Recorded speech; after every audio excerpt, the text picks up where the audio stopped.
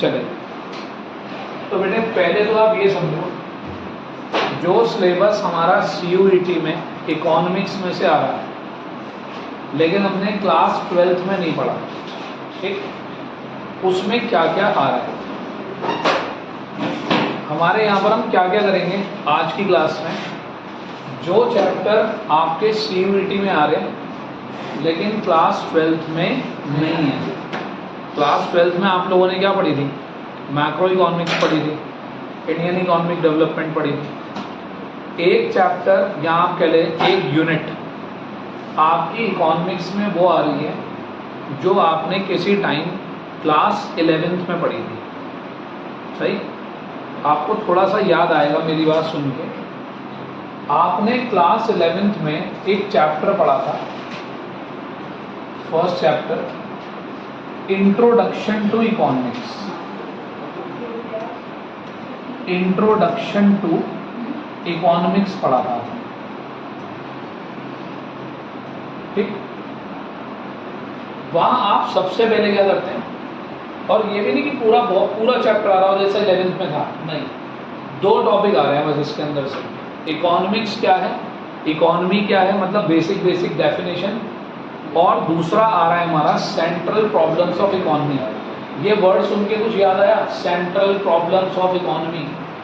वैसे काफ़ी समय हो चुका है, 1 साल से ज़्यादा का समय हो चुका है, आपको हो सकता है याद ना आ रहा हो सुन के। अब मेरे बेटे ध्यान से सुनना, देखो जब हम इकोनॉमिक्स पढ़ते हैं तो इकोनॉमिक्स में सबसे पहले आपको बेसिक क्लियर होना चाहिए, ऑल्दो इस पे MCQ आए या इस पे MCQ ना आए। इकोनॉमिक्स की डेफिनेशन क्या कहती है? Economics is the study of economic problem. Economics is the study of economic problem of economy. बस मैं आपको ना याद दिला रहा हूं, सब चीजें रिकैप करवा रहा हूं, और मेरा कोई टारगेट नहीं है कि भैया हम भूल गए। वैसे तो हम इकोनॉमिक्स 2 साल से पढ़ रहे हैं, 11th में भी पढ़ी थी, 12th में भी पढ़ी, लेकिन हम शायद हो सकता है इकोनॉमिक्स का मीनिंग ही भूल गए। तो इकोनॉमिक्स का मीनिंग था, economics is the study of economic problem. एक वर्ड आया यहाँ पर इकोनॉमिक प्रॉब्लम, और एक वर्ड आया इकोनॉमी। एक वर्ड आया इकोनॉमिक प्रॉब्लम और एक वर्ड आया इकोनॉमी। अब कोई आपसे पूछ ले भाई इकोनॉमी क्या होती है, ये वर्ड तो आप खूब सुनते हो, इकोनॉमी वर्ड कोई नया वर्ड तो नहीं है, लेकिन इसका एक्यूरेट मीनिंग क्या है? वैसे जिसे आप लोग अपनी नॉर्मल लैंग्वेज में सोसाइटी कह देते हो, क्या कह देते हो? सोसाइटी कह देते हो ना। हम इस सोसाइटी में रहते हैं, सोसाइटी की कंडीशन आजकल बहुत खराब चल रही है। इसे एक पढ़ा लिखा इकोनॉमिक्स का पर्सन ऐसे कहता है, यार आजकल हमारी इकोनॉमी ना कुछ खास नहीं कर पा रही, आजकल हमारी इकोनॉमी में ना पॉवर्टी लेवल बहुत ज़्यादा है, इकोनॉमी में ना इन्फ्लेशन बहुत ज़्यादा हो रही है। तो वो क्या करता है, सोसाइटी वर्ड को किससे रिप्लेस कर देता है? इकोनॉमी से। तो इकोनॉमी एक्चुअली है क्या, जरा सुनिएगा।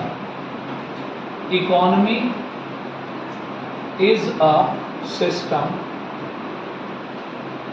which provides people means to work and earn a living.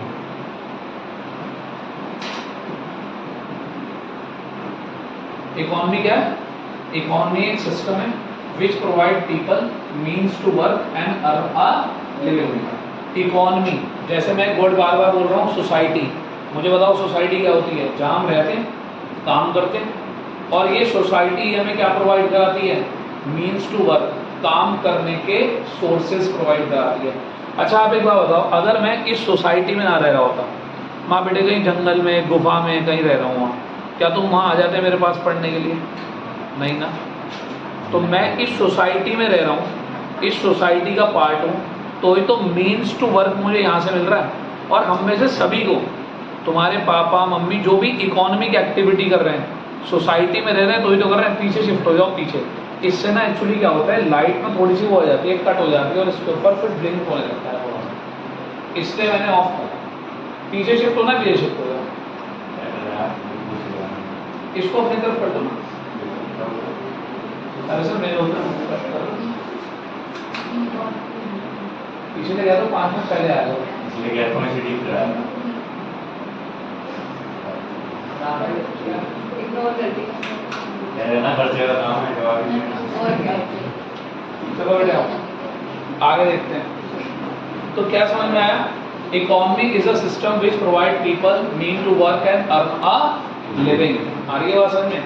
बेटे अगर वो अपनी पे आ जाए तो सिंपल करेगा कि ये लिख के दे देगा और आपसे पूछेगा कि ये जो सेंटेंस है ये किसके बारे में इंडिकेट कर रहा है। पढ़ा हुआ नहीं होगा तो आंसर आप किसी चीज का नहीं दे सकते, पढ़ी हुई चीजें तो सब दे देते हैं आंसर। पहले बताओ यहाँ तक की बात समझ में आती है। उसके बाद आते हैं इकोनॉमिक प्रॉब्लम पे। भैया इकोनॉमिक प्रॉब्लम क्या होती है? इकोनॉमिक प्रॉब्लम है प्रॉब्लम ऑफ चॉइस। क्या है जी? Problem of choice. कुछ कुछ पहले मुझे ये बताओ, कुछ कुछ याद आ रही है मेरी बातें सुन के? कुछ याद नहीं आ रहा? 11th में पढ़े थे नहीं पढ़े थे इकोनॉमिक्स? पढ़े ही नहीं थे 11 में। नहीं सच कहना चाहिए, धमकाओ मत उस बेचारी को, ठीक है? धमकाओ मत, सच बोलना चाहिए, ठीक है? हाँ चलो ठीक है, नहीं पढ़ी तो नहीं पढ़ी भाई, जिसने पढ़ी थी उसे तो याद आ रही होगी कुछ कुछ। चलो नहीं भी पढ़ी तो सामने आप सुनो, कोई बात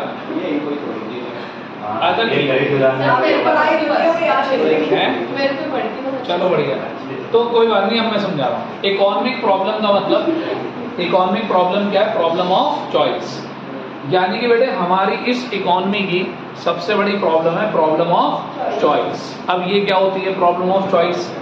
क्या होती है और कैसे अराइज होती है? बेटे जरा सुनना, प्रॉब्लम ऑफ चॉइस क्यों अराइज होती है? आराम से सुनते रहिए और देखते रहिए। बेटे जिस जिस सवाल का जवाब मांगू दे देना। पहले बताओ, वॉन्ट्स आर अनलिमिटेड, यस और नो? वॉन्ट्स कैसी होती हैं? अनलिमिटेड होती हैं। उन वॉन्ट्स को पूरा करने के जो रिसोर्सेज होते हैं, रिसोर्सेज आर लिमिटेड। रिसोर्सेज कैसे होते हैं? लिमिटेड होते हैं। और resources have alternate uses. Resources का क्या कर सकते हैं? ऑल्टरनेट यूज कर सकते हैं। एक छोटा सा एग्जांपल, बच्चों वाले एग्जांपल, छोटी छोटी बातें।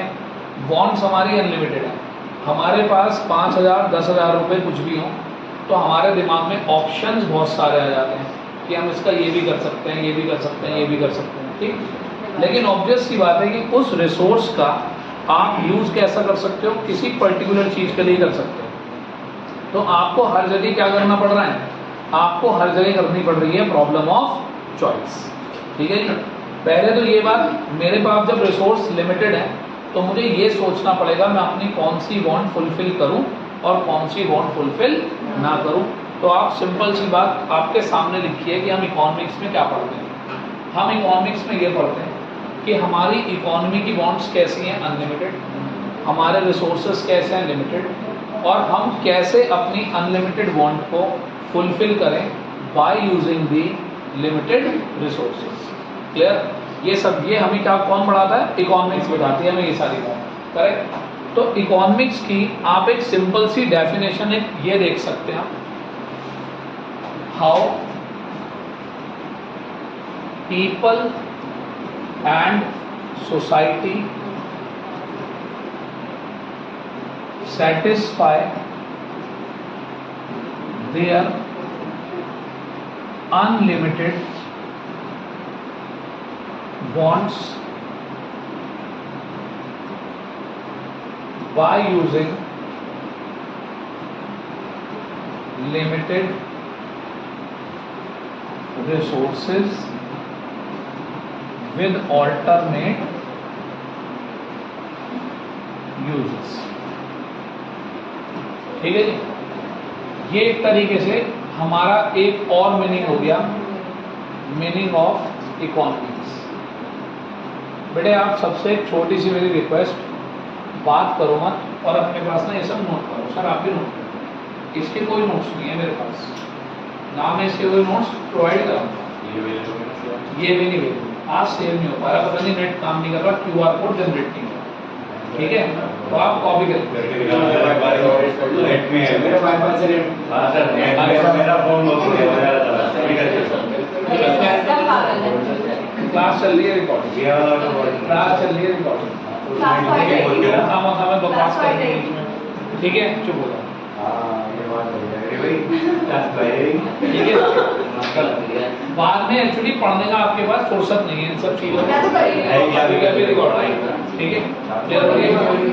तो भैया इकोनॉमिक्स का आपको मीनिंग क्लियर हो गया कि कैसे एक इकोनॉमी सेलेक्ट करती है अपनी अनलिमिटेड वांट को लिमिटेड रिसोर्सेज से पूरा करने के लिए, ये सब्जेक्ट हमें बताता है इकोनॉमिक्स में, clear.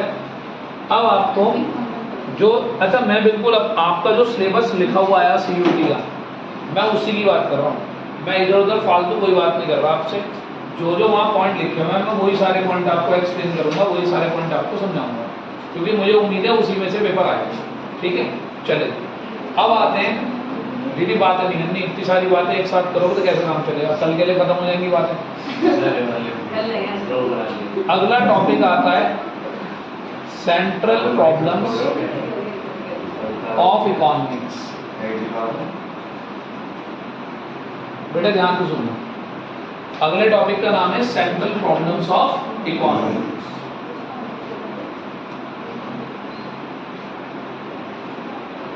Economy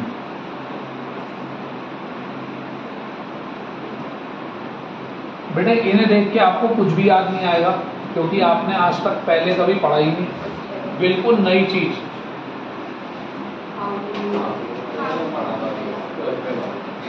What to produce, बेटा ये तुमने तो पढ़ा ही नहीं था अरे कभी। ये क्या बात कर दी आपने बिल्कुल नहीं How to produce और for whom to produce।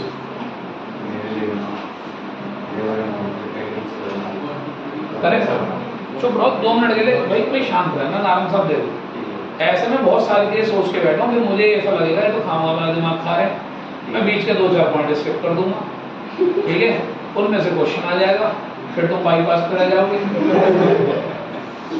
हाँ तुम बात समझ नहीं रहे, तुम्हें पढ़ना है बेटे सही से, तुम्हें देखना है, तुम्हें बाईपास पे रहना है, दिल्ली जाना है सच में, तुम चाहते हो दिल्ली जाना, हरकतें कर रहे हो बाईपास वाली, ऐसा मत करो। बाईपास को कोई तो बनता है What to produce, how to produce, for whom to produce। अब सबसे पहले हमें ये सेलेक्ट करना होता है, क्योंकि हमारे पास अच्छा ये सारी की सारी प्रॉब्लम्स क्यों अराइज हो रही है, क्योंकि हमारे रिसोर्सेज कैसे हैं, लिमिटेड हैं, रिसोर्सेज आर लिमिटेड, इसलिए सारी प्रॉब्लम्स अराइज हो रही हैं, रिसोर्सेज आर लिमिटेड। तुम रिकॉर्डेड क्लास को इतना खराब रिकॉर्ड कराते हो कि मैं इसे पब्लिकली निकाल भी नहीं सकता, मुझे इसे इंग्लिश में प्राइवेट ही करना पड़ेगा, ठीक है। हम पैसे दे रहे हो और आप अपने What to पैसे produce। डाल रहे हो। ठीक है, व्हाट टू प्रोड्यूस का मतलब क्या बनाना, ठीक है। तो यहाँ पर हमें देखना होता है which goods to be produced, कि हम कौन सा गुड्स बनाएं, क्लियर। अब बेटे सिंपल सी बात है, अगर आप एक गुड्स का प्रोडक्शन बढ़ाओगे तो दूसरे का गुड्स का प्रोडक्शन क्या हो जाएगा, कम हो जाएगा। अगर देखो आना है इसमें से क्वेश्चन जरूर, अब टॉपिक इतना आसान सा है या इतना बेसिक लेवल का है कि वो पूछ आपसे कुछ भी सकता है। मुझे लगता है कि जो मैं अगला पढ़ाने जा रहा हूँ उस पर आपको क्वेश्चन मिल सकता है। बेटे हाउ टू प्रोड्यूस का मतलब है यहाँ पर हमें टेक्निक ऑफ प्रोडक्शन सेलेक्ट करनी होती है। क्या सेलेक्ट करना होता है, प्रोडक्शन की टेक्निक। और प्रोडक्शन की टेक्निक्स होती हैं 2, एक होती है आपकी कैपिटल इंटेंसिव टेक्निक और दूसरी होती है लेबर इंटेंसिव टेक्निक। इसे CIT बोलते हैं, इसे LIT बोलते हैं, ठीक है जी। इसका मतलब ये होगा, देखो कैपिटल इंटेंसिव टेक्निक में मनी का यूज ज्यादा होता है, किसका यूज ज्यादा होता है? मनी का, पैसा ज्यादा खर्च होता है। आप ऑटोमेटिक मशीन्स मंगा लो, आप सारा काम मशीनों से करने लग जाओ, तो वो तो होती है हमारी कैपिटल इंटेंसिव टेक्निक। उसके बाद आती है लेबर इंटेंसिव टेक्निक। इसमें आपकी ह्यूमन लेबर ये ज्यादा लगती है, ठीक, जिसमें ज्यादा ह्यूमन लेबर, चाहे मेंटल हो चाहे फिजिकल हो, वो लगे तो वो है लेबर इंटेंसिव टेक्निक। और कैपिटल इंटेंसिव टेक्निक जिसमें पैसा ज्यादा लगे। क्लियर? अच्छा, कोई बच्चा ये बता सकता है कि दोनों में से कौन सी टेक्निक बेस्ट होती है? क्या करना है? कैपिटल इंटेंसिव टेक्निक बेस्ट होती है। अच्छा सुनो मेरे बात बेटे, इनमें से कोई भी बेस्ट, कोई भी फर्स्ट या सेकंड नहीं होती। This depends upon the situation. ये सिचुएशन पे डिपेंड होती है। सुन लो बात ध्यान से। सिचुएशन पे मतलब कैसे भैया, कैसे डिपेंड होती है? आप सपोज करिए कि अगर हमारी इकोनॉमी पूरी तरीके से प्रॉफिट मोटिव के लिए काम करे, किसके लिए काम करे? प्रॉफिट मोटिव के लिए, तो हो सकता है मैं खाली मशीनें ही मशीनें लगाऊं, क्योंकि एक मशीन 10-10 लोगों को काम कर लेगी, ठीक। लेकिन अगर सपोज करो मैं अपनी इकोनॉमी को थोड़ा सा सोशल वेलफेयर का ध्यान रखते हुए चलाऊं, तो फिर मैं क्या सोचूंगा कि यार एक मशीन भी लेनी है। अगर मैं एक मशीन ना लूं तो उसकी जगह कम से कम 10 लोगों को काम दे सकता हूं, तो क्यों ना मैं क्या लगा दूं? Labour intensive. दोनों में कोई अच्छी या बुरी नहीं होती, ये होती है सिचुएशनल। जैसी सिचुएशन है उस हिसाब से आपको टेक्निक लगानी पड़ती है। अगर सोचो आप हमारी इकोनॉमी की बात करें हो कि हमारी इकोनॉमी में अनएम्प्लॉयमेंट रेट कैसा है? बहुत ही ज़्यादा है। तो ऐसे में सपोज करो अगर कोई काम लेबर इंटेंसिव टेक्निक से भी हो सकता है, कैपिटल इंटेंसिव टेक्निक से भी हो सकता है, तो आपको कौन सी टेक्निक लेनी चाहिए? तो क्या लेनी चाहिए? Labour intensive technique. अगला आता है, अगली प्रॉब्लम हमारी for whom to produce. Who will be the users? Who will be the users? Who will be the users? हम जो प्रोडक्ट बनाएंगे उन्हें यूज कौन करेगा? क्लियर? क्या हम जो भी गुड्स बना रहे हैं वो रिच लोगों के लिए बना रहे हैं? क्या हम पुअर लोगों के लिए बना रहे हैं? क्या हम वेरी रिच के लिए बना रहे हैं? यानी कि यहाँ पर हमें ये डिसाइड करना पड़ता है कि हम अपनी सोसाइटी के कौन से सेक्शन के लिए वो गुड्स बना रहे हैं। क्लियर? यहाँ तक की बात समझ में आती है? और बेटे ये सारी क्या है? ये है सेंट्रल प्रॉब्लम। क्या है ये? सेंट्रल प्रॉब्लम का मतलब समझो थोड़ा सा। सेंट्रल का मतलब समझते हो ना? Central, central market. हमारे एक जगह सेंट्रल मार्केट मतलब शहर के बीचों बीच है, इसलिए उसका नाम रख दिया सेंट्रल मार्केट। करेक्ट? सेंट्रल का मतलब बीचों बीच, किसी चीज का एक सेंटर पॉइंट, बीचों बीच की प्रॉब्लम। यानी कि प्रॉब्लम तो हमारे पास बहुत सारी है, लेकिन ये वो प्रॉब्लम है जिनकी वजह से दूसरी प्रॉब्लम्स क्या होती हैं? अराइज होती हैं। तो कितनी है central problem? 3। Correct? What to produce, how to produce और होम टू प्रोड्यूस। ठीक है? आ रही है बात समझ में? इसका एक और भी नाम है, मुझे ऐसा लगता है कि इस नाम के ऊपर भी कोई क्वेश्चन आ सकता है। इसे बोलते हैं resource allocation problem. Resource allocation problem. आ रही है बात समझ में? क्योंकि हर एक जगह हम क्या करना चाहते हैं? रिसोर्सेज तो हमारे पास लिमिटेड है, हम उन रिसोर्सेज का बेटर यूटिलाइजेशन करना चाहते हैं। व्हाट टू प्रोड्यूस में भी, हाउ टू प्रोड्यूस में भी, और फॉर होम टू प्रोड्यूस में भी। क्लियर होती है यहाँ तक की बात? कोई समस्या आया ना? ऑल्दो देखो ऐसा इन पे एमसीक्यू बहुत ही लिमिटेड क्वांटिटी में बनते हैं, लेकिन फिर भी जितने बन पाएंगे मैं उतने भेज दूंगा आपको। ठीक है? अब एक टॉपिक में छोटा सा आपको समझाने जा रहा हूँ, वो एक्सप्रेसिवली नहीं लिखा हमारे सिलेबस में, लेकिन मुझे लगता है आपने ये समझ लिया और वो नहीं समझा तो अधूरा सा हो गया टॉपिक। आप लोग बता दें मुझे, क्या आप लोगों को इकोनॉमी के टाइप्स पता है? टाइप्स ये बेटे आईडी में भी है।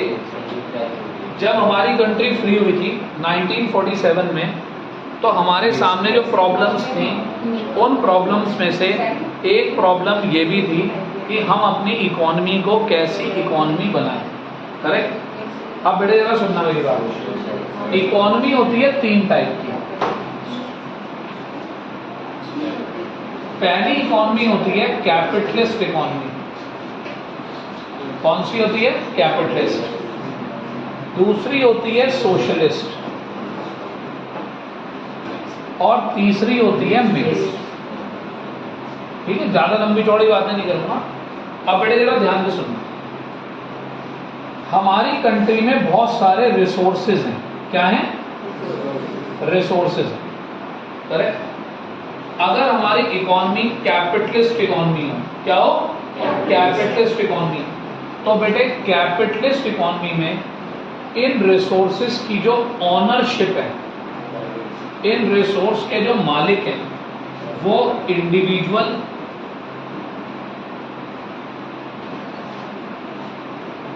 एंड बिजनेसेस होंगे। उनके मालिक कौन होंगे? इंडिविजुअल लोग या बिजनेसेस। यानी कि आप कह सकते हो कौन होगा?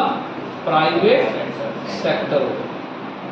इस इकॉनमी में हर एक चीज किसके कंट्रोल में होती है, किसके हाथ में होते हैं सारे रिसोर्स? प्राइवेट सेक्टर के हाथ में। क्लियर है? अच्छा, सोशलिस्ट इकॉनमी में गवर्नमेंट के हाथ में होते हैं, करेक्ट। और बेटे मिक्स्ड इकॉनमी में थोड़े से रिसोर्स गवर्नमेंट के और थोड़े से रिसोर्स आपके प्राइवेट सेक्टर के हाथ में होते हैं। अब मैंने भैया ये बताओ आपने क्यों पढ़ा है? क्योंकि बेटे सेंटर जो अभी हमने पढ़ा, सेंट्रल प्रॉब्लम्स ऑफ इकोनॉमी को, इसे समझे बिना कंप्लीट हो ही नहीं सकता। तुमसे मैंने वहां पूछा, प्रॉब्लम्स दी मैंने तुम्हें, प्रॉब्लम्स। प्रॉब्लम्स का नाम है व्हाट टू प्रोड्यूस,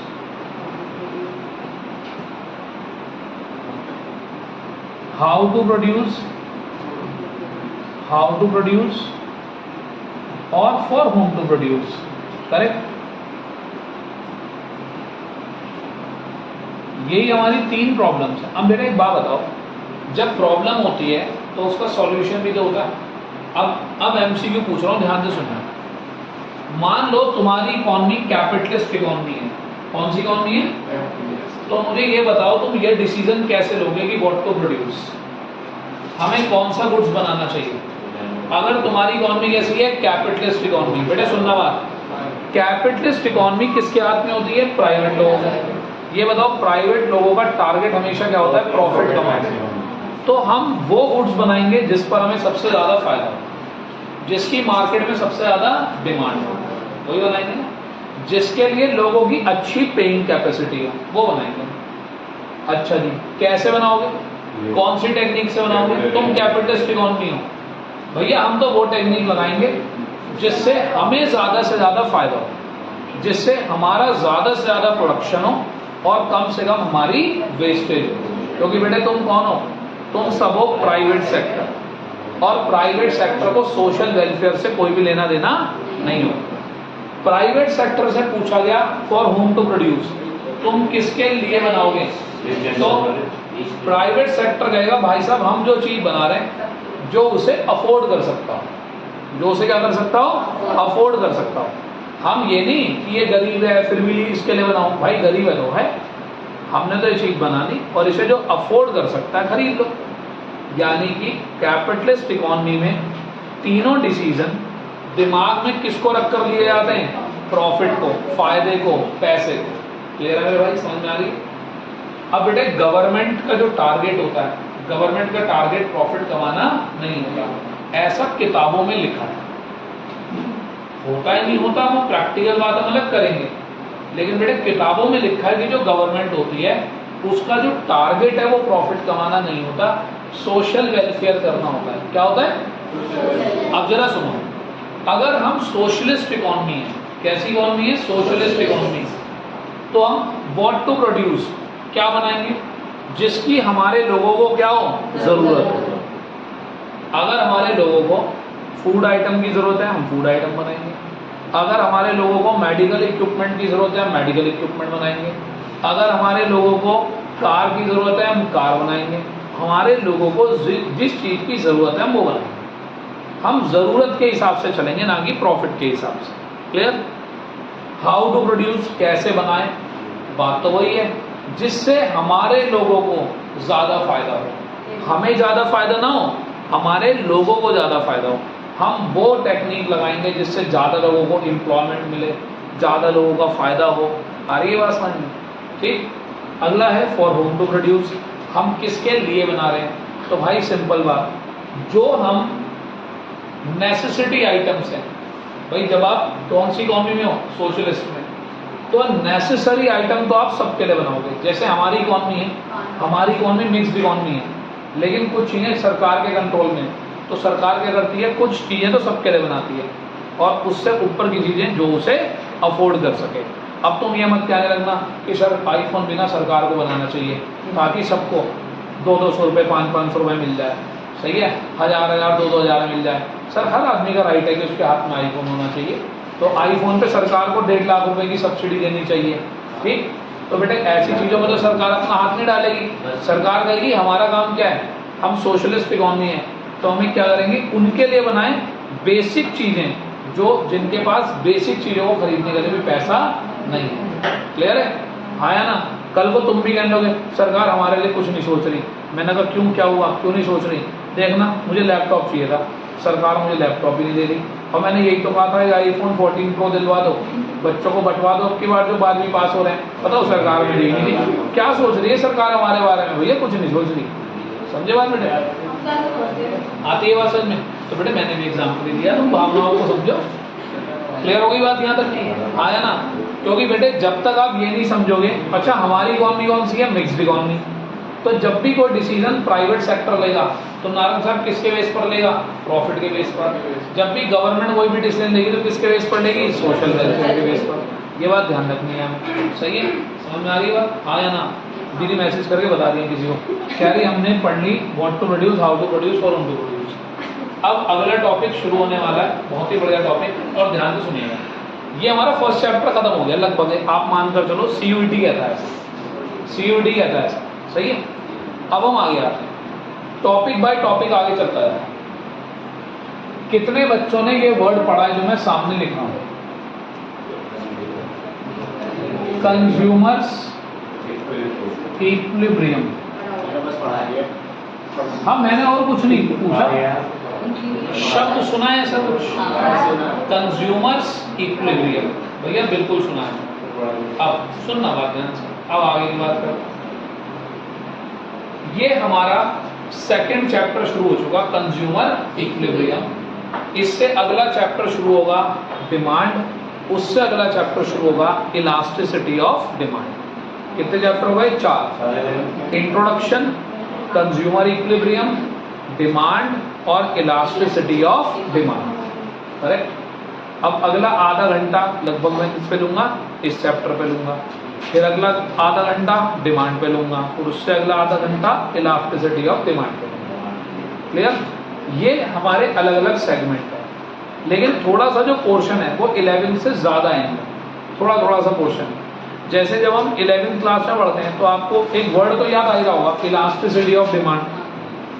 उसका यहाँ पर ज्योमेट्रिक मेथड भी है, 11th क्लास में उसका ज्योमेट्रिक मेथड नहीं है, सही है?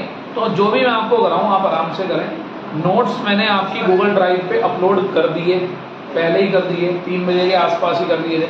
आप जब मर्जी वहाँ से डाउनलोड कर लेना और पढ़ लेना। इसीलिए यहाँ सारी चीज़ों का रिव्यू दे रहा हूँ कि अगर आप घर पे खुद भी पढ़ोगे तो आपको बात समझ में आ जाए, ठीक है? और आज का हमारा टारगेट क्या है, आज हम इसी के MCQ करेंगे। पहले आपको मैं MCQ भेज दूंगा, कर लेना, डाउट आए तो मेरे को बता देना। कल भी हम इसी के MCQ करेंगे। कल आपकी GT और इंग्लिश की भी क्लास है, तो 1 घंटे की क्लास तो इको की होगी, उसके बाद GT या इंग्लिश की क्लास होगी। GT या इंग्लिश? BST में सोच रहा हूँ कि अभी फिर एक दिन रुक जाए तो देखे बता दो। GT या इंग्लिश? GT और इंग्लिश दोनों प्लस प्लस लगा लो, प्लस अभी तो आया है टाइम का भी मैसेज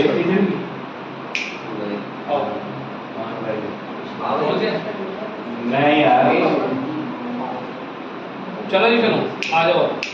कंज्यूमर्स इक्विलिब्रियम पे आते हैं। पुरानी बात,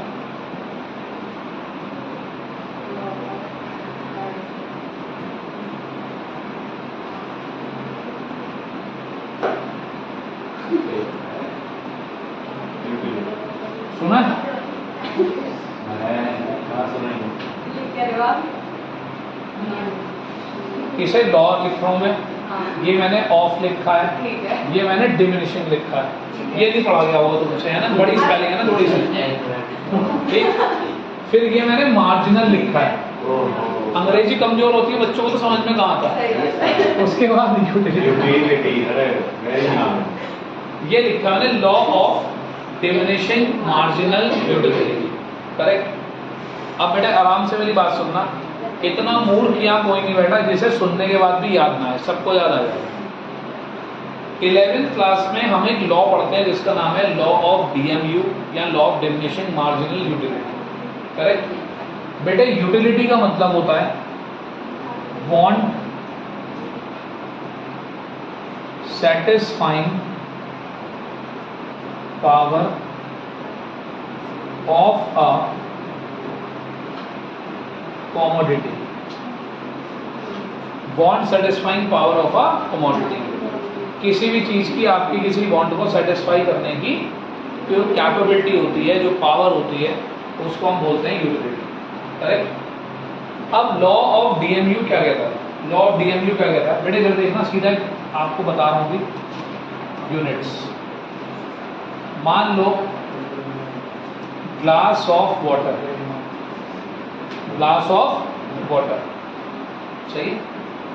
किसी को बहुत प्यास लगी है, उसने एक ग्लास पानी पिया, ठीक, और उससे उसे यूटिलिटी मिली। क्या मिली? Utility, correct. मतलब अच्छा लगा उसे। और यहां पर बेटे यूटिलिटी का मतलब बेनिफिट से नहीं है, यूटिलिटी का मतलब बेनिफिट से नहीं है, बस अच्छा लगने से। ये नहीं कि कुछ फायदा हुआ, नहीं, बस अच्छा लगा, करेक्ट। सेटिस्फेक्शन कह सकते हैं, बिल्कुल करेक्ट। तो मैंने आपसे कहा, मैंने कहा एक बात, आप में से कोई बच्चा था, उसे प्यास लगी थी, एक गिलास पानी पिलाया, मैंने कहा बेटे एक काम कर, तुझे जितना अच्छा लगा तू उसे नंबर दे, 10 में से इसे नंबर दे। तो उस बच्चे ने कहा भैया 10 आउट ऑफ 10, मुझे तो बहुत बढ़िया लगा, बहुत प्यास लग रही थी, तो 10 हो गया, ठीक। मैंने कहा ठीक है, इसी बात पे एक गिलास और, उनने एक गिलास और पानी पी लिया, ठीक। अब भी उसे अच्छा लगा हुआ, लेकिन पहले से थोड़ा कम अच्छा लगा। तो मान लेते हैं अब उसे 6 यूनिट अच्छा लगा, पहले थोड़ा कम अच्छा लगा हुआ, एक गिलास और, एक गिलास और। अब मान लेते हैं उसे केवल 2 यूनिट अच्छा लगा। क्या लगा? 2, ठीक। मैंने कहा बेटे बस एक और, एक गिलास और, सही। बेटे आपके एग्जाम्पल्स मैं बाद में लूंगा, आपके मन की बातें सुनूंगा मैं, ठीक। तो बेटे अगर आपने 4th गिलास भी कंज्यूम करा, मान लेते हैं अब उसकी सेटिस्फैक्शन या उसकी यूटिलिटी हो गई 0। होता है कभी कभी हम कोई चीज़ कंज्यूम कर लेते हैं, ना हमें उससे बहुत अच्छा लग रहा होता, ना हमें उससे कुछ खराब लग रहा होता। जैसे ये एक साइकोलॉजिकल लॉ, क्या ये? Psychological law. जैसे आप लोग जब यहाँ आके बैठते हो तो शुरू के आधे घंटे आपका कॉन्सेंट्रेशन लेवल बिल्कुल हाई होता है, आपको बहुत अच्छा सब कुछ समझ में आ रहा होता है, फिर धीरे धीरे वो गिरना शुरू हो जाता है। फिर अगर आपको 1.5 घंटे बाद यहाँ बिठा लिया जाए, ज़बरदस्ती बिठा लिया जाए, नहीं जाना, यहीं बैठो पढ़ो, ठीक, तो कुछ बच्चे तो फिर भी कॉन्सेंट्रेट कर रहे होते हैं सामने, लेकिन कुछ कहते हैं अब ठीक है, अब हमारी आत्मा कहीं और जा चुकी है, अब बस हमारा शरीर यहाँ है, अब हमें कुछ नहीं आ रहा समझ में, अब तुम कह लो जो कह रहे हो, जो तुम्हारे मन में आया कहो बस। हमने जो अपनी सेंसेस हैं बिल्कुल बंद कर ली हैं, आंखें खुली जरूर हैं लेकिन दिमाग हमारा सो चुका है, कान खुले जरूर हैं लेकिन सुनाई तुम्हारी आवाज़ नहीं दे रही हमें। तो यानी कि बेटे मामला हो चुका है बिल्कुल अब खत्म। अब एक बात बताओ, और अब बेटे 4 गिलास वो पी चुका था, यूटिलिटी कैसी हो चुकी? 0, करेक्ट। अब मैंने बुलाया 2 तगड़े से बच्चों को, मैंने कहा इसके हाथ पकड़ो, इसे 1 गिलास पानी और पिलाएंगे। अब उसे अच्छा लगने की बजाय माइनस में चले जाएगा, कैसा लगने लगा? ठीक है, इस लॉ को कहते हैं law of DMU. It is a psychological law, ठीक। As we consume more and more units of a commodity, utility of each successive unit goes on decreasing. क्या कहता है लॉ? मैं लिख के भी बता देता हूं आपको। ये लॉ कहता है as we consume more and more units of a commodity,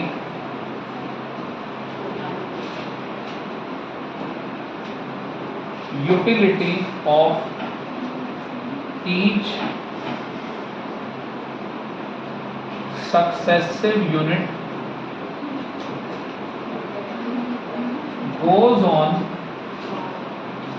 decreasing। यह एसली की बात कर रहा है जी? एसली की बात। as we consume more and more units of a commodity, utility of each successive unit goes on decreasing। लेकिन बेटे मेरी बात पूरी अच्छे से सुनना सही से। लेकिन ये लॉ अप्लाई तब होता है जब इसके पीछे कुछ कंडीशंस आप मानकर चलो। क्या मानकर चलो? कुछ कंडीशंस।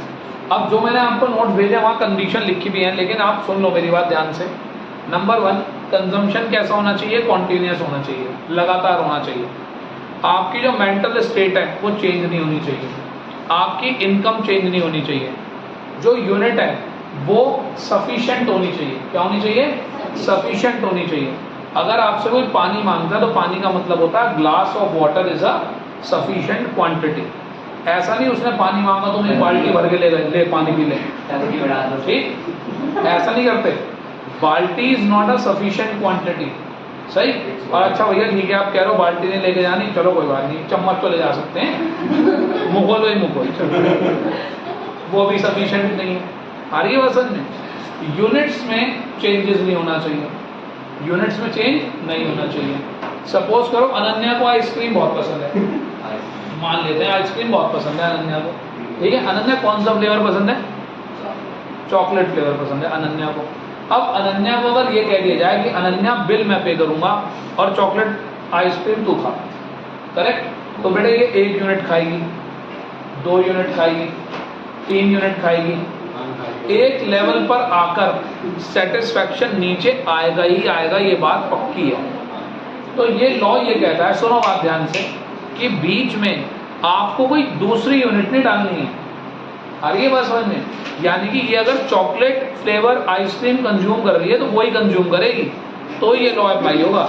ऐसा नहीं कि 3 चॉकलेट आइसक्रीम खाने के बाद ये कह दे कि एक मेरे को जो है मैंगो फ्लेवर की दे दो। समझ में आती है बात? तो फिर वो लॉ गड़बड़ हो जाएगा, फिर अगली यूनिट से दोबारा भी शुरू करना पड़ेगा। समझ में आती है? तो और दूसरी बात, मेंटल स्टेट कैसे रहनी चाहिए? सेम रहनी चाहिए। इनकम कैसे रहनी चाहिए? सेम रहनी चाहिए। क्लियर है? आती है बात समझ में? तो ये सब इसकी अजम्पशंस हैं जो आपको फॉलो करनी है। बेटे आपस में टिप्पणी मत करो, एक दूसरे के कान में कुछ मत बताओ, ठीक है? ये नकाबपोश लड़की कुछ कहती रहेगी उसके कान में, वो कहती है वैसी रोजा है आइसक्रीम के नाम पे। अच्छा ये कहती है कि रोजा है, ठीक है? तो बेटे कोई बात नहीं, क्लास में जाने की आप जो है देखो, सुनो मेरी बात, कोई बात नहीं, मन पे नियंत्रण करना यही तो रोजा है कि नहीं? बस कोई बात नहीं। तो अगली बार अगला एग्जाम्पल तुम्हारे पे लेंगे। अच्छा तुम्हारा भी रोजा है? इसका नहीं है? ठीक है, चलो चलो अच्छा भी बता रुको तो। हाँ जी पहले बताइए, यहाँ तक की बात डन। अच्छा ये हमने लॉ पढ़ा क्यों?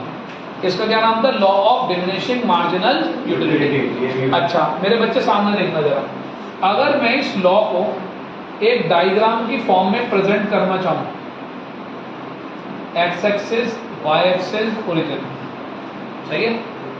इधर मैंने लिख दी यूनिट्स, क्या लिख दी? इधर मैंने लिख दी यूनिट्स, सही? और इधर मैंने लिख दिया MU। बेटे MU का मतलब होता है मार्जिनल यूटिलिटी। क्या मतलब होता है? Marginal utility. आगे से हम इसे बोलेंगे MUX। क्या बोलेंगे? MUX, marginal utility of X commodity. Clear? अब मुझे ये बताओ, आपने भी इसका डायग्राम, क्या आपको इसका डेटा कैसा दिखाई दिया था? भैया कम होता जा रहा था, एक लेवल पर आकर क्या हो गया था? 0, और उसके बाद क्या चला गया था? नेगेटिव। जरा मेरी बात ध्यान से सुन लेना सभी लोग।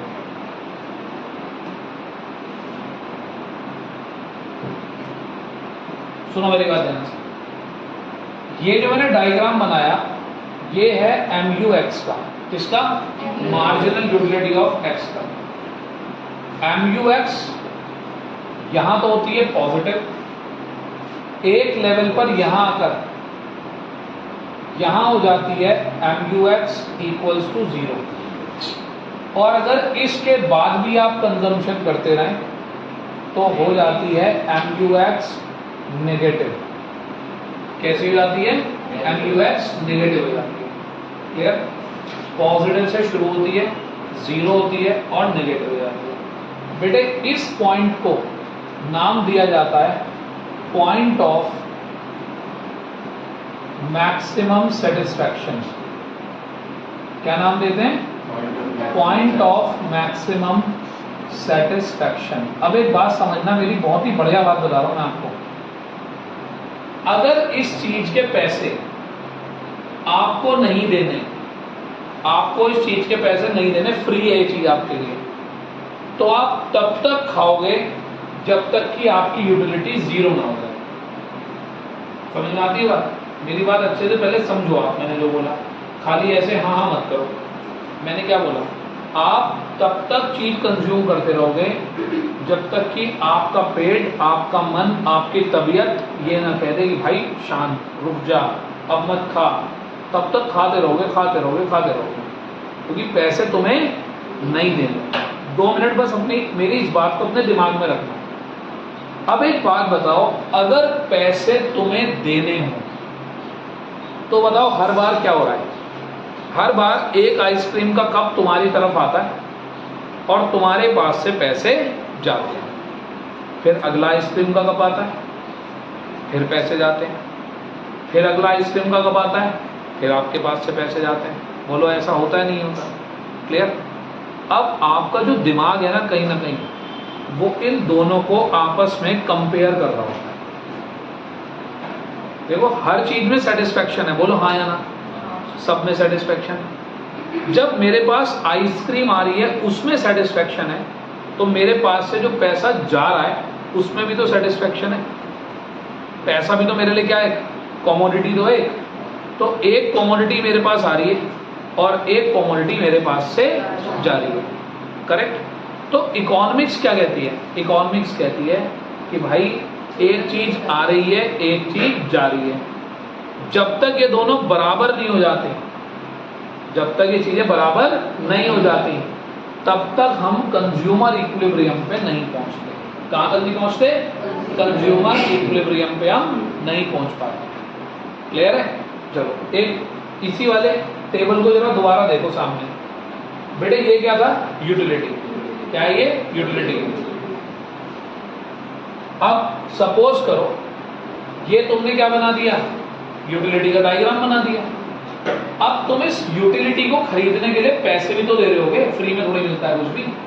पहले बताओ ये डायग्राम क्लियर है? अब तुम क्या करो, इसी डायग्राम के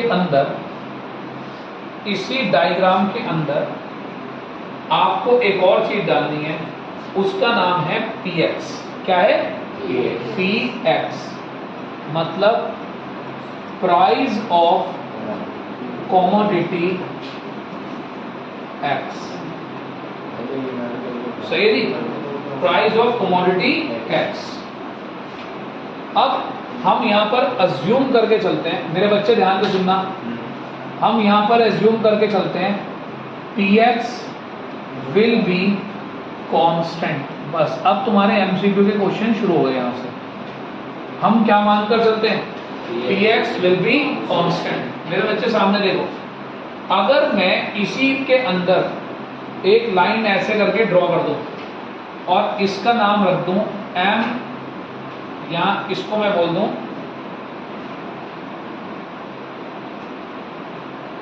MUM। क्या बोल दूं? MUM का क्या मतलब है? Marginal utility of money. Marginal utility of money. अब ये बताओ, जब फ्री में मिल रहा था खाने को तो तुम कहां तक खा रहे थे? यहां तक। अब पैसे देके खाने को मिल रहा है तो पता तुम कहां रुक जाओगे? यहां पर। आ रही है बात समझ में? इस पॉइंट को आप नाम दोगे E। E मतलब इक्विलिब्रियम। ई का मतलब इक्विलिब्रियम, सही है। क्या नाम दोगे इसको? इक्विलिब्रियम नाम दोगे, correct.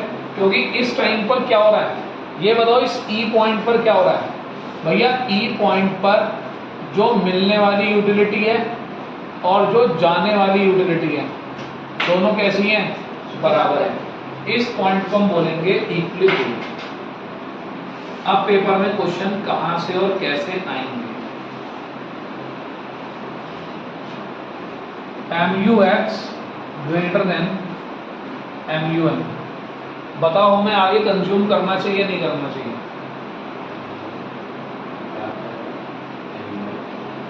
MUX is greater than MUM, सही है।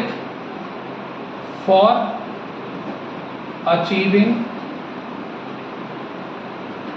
इक्विलिब्रियम, इक्विलिब्रियम को अचीव करने के लिए कंजम्पशन शुड, कंजम्पशन को नंबर ए इंक्रीज करूं, नंबर 2 डिक्रीज करूं, नंबर सी बोथ, और number D all of the above. बताओ जी क्या करूं? MUX is greater than MUM है, क्या करूं बताओ? कंजम्पशन आ गया ना, पहले ही MCQ गलत कर लिया तुमने, हैं बल्लो बाबू जी यहाँ बैठ के। तुम बताओ और सही से समझाना पड़ेगा। बताओ नारायण साहब क्या मतलब है इसका? मैं समझ नहीं आ रहा, कर रहा हूँ क्या भाई कर चलता है, क्या पढ़ लियो कर जा। MUX क्या अप्लाई करूँ? नहीं पकड़ूंगा, छोड़ूंगा नहीं, ये उससे मत पूछ, मुझे बता। बिल्कुल है। MUX है क्या? जो मैं कंज्यूम कर रहा हूँ उससे मिलने वाली यूटिलिटी है। अब मेरे बच्चों एक बात बताओ, ये ज्यादा है ना, ये क्या है? ज्यादा है ना, ये कम हो जाए, अगर ये कम हो जाए तो MUM के बराबर हो जाएगी। और ये कम कब होगी? ये कम कब होगी? जब तुम और ज्यादा कंजम्पशन करोगे, जब तुम और ज्यादा कंजम्पशन करोगे तो यूटिलिटी क्या होती है? कम। MUM तो अपनी जगह ही है, तो दोनों क्या हो जाएंगे? बराबर हो जाएंगे। समझ में आती है बात? हाँ या ना? कई बार हाँ, तो कंजम्पशन बढ़ेगा तो आंसर आना चाहिए कंजम्पशन शुड इंक्रीज। बेटे कंजम्पशन बढ़ेगा तो ही तो मार्जिनल यूटिलिटी घटेगी, तभी तो मार्जिनल यूटिलिटी घटेगी, और वो घटेगी तभी तो इसके बराबर आएगी। भाई जो चीज ज्यादा है उसे इसके बराबर लाने के लिए क्या करना पड़ेगा? घटाना पड़ेगा। और यूटिलिटी घटाने के लिए क्या करूंगा? कंजम्पशन बढ़ाऊंगा। सीधी बात है। आ रही है बात समझ में? आपको कॉन्सेप्ट तो हर एक आसान लग सकता है, क्या इसमें कुछ नहीं, बहुत आसान है, बहुत आसान है। लेकिन जब उसका क्वेश्चन फ्रेम होके आएगा तो आपको पता है वो 75 किलोमीटर की दूरी वाला क्वेश्चन है, ठीक? तो इसलिए कॉन्सेंट्रेट। सही है बेटे? घर से आराम से अपना रूटीन एडजस्ट करो।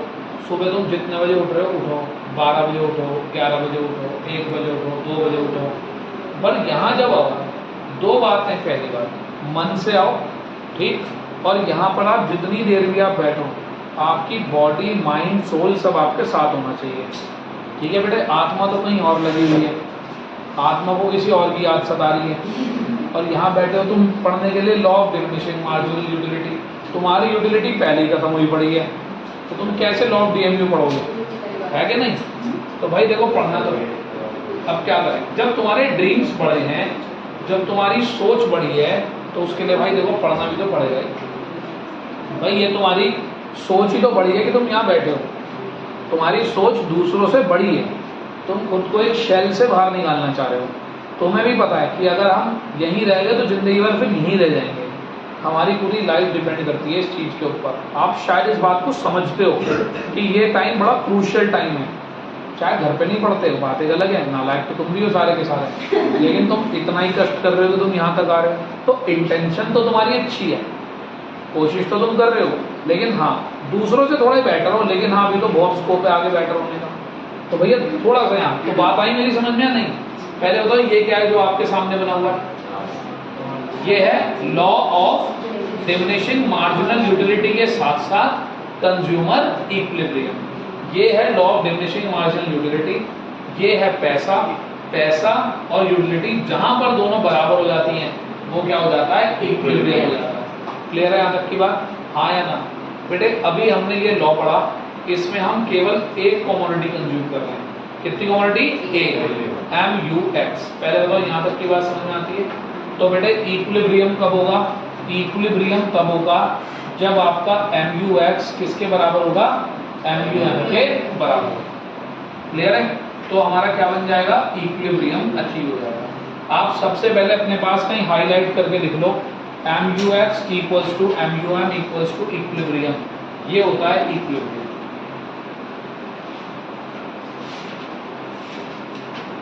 करेक्ट?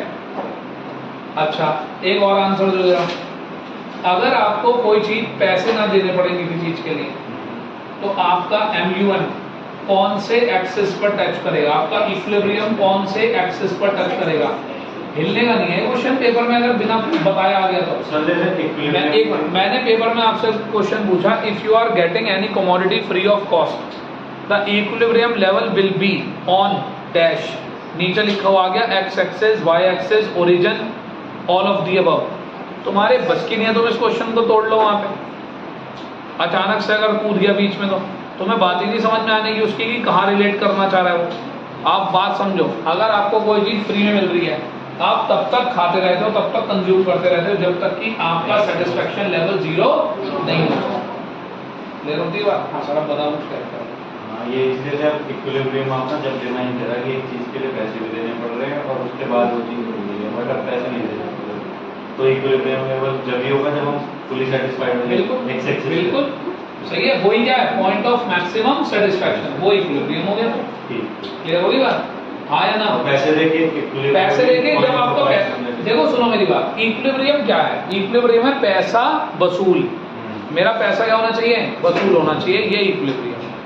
क्लियर है बेटे? जब तक तुम्हें लगता है ना कि हमें मिल रहा है ज्यादा और हम दे रहे हैं कम, तब तक आप कंज्यूम करते रहते हो।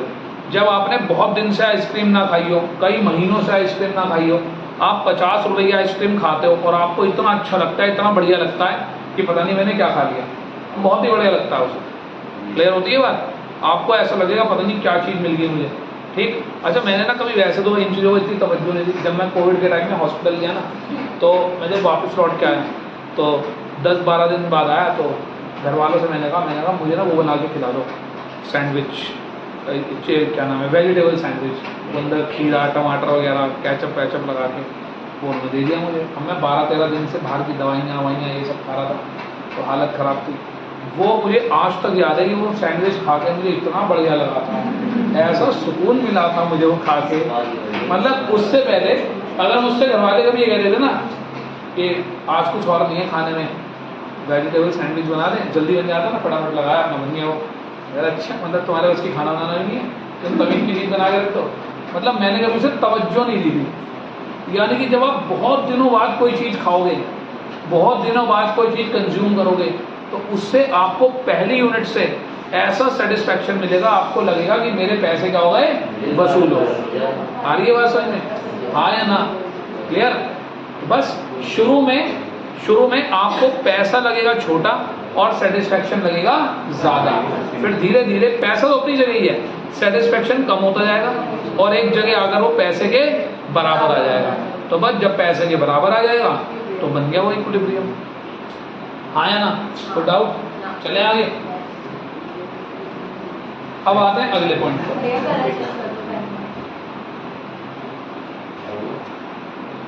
यहाँ यही चलता रहेगा, पेन का कलर चेंज करो। ठीक है, इक्विलिब्रियम को basically point of maximum satisfaction निकालना है।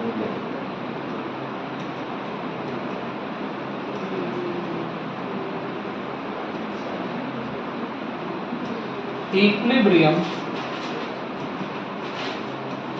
is a level of consumption where a consumer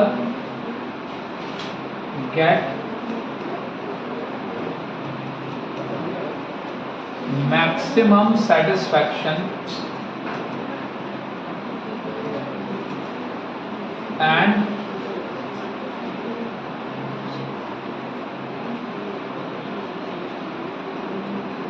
don't want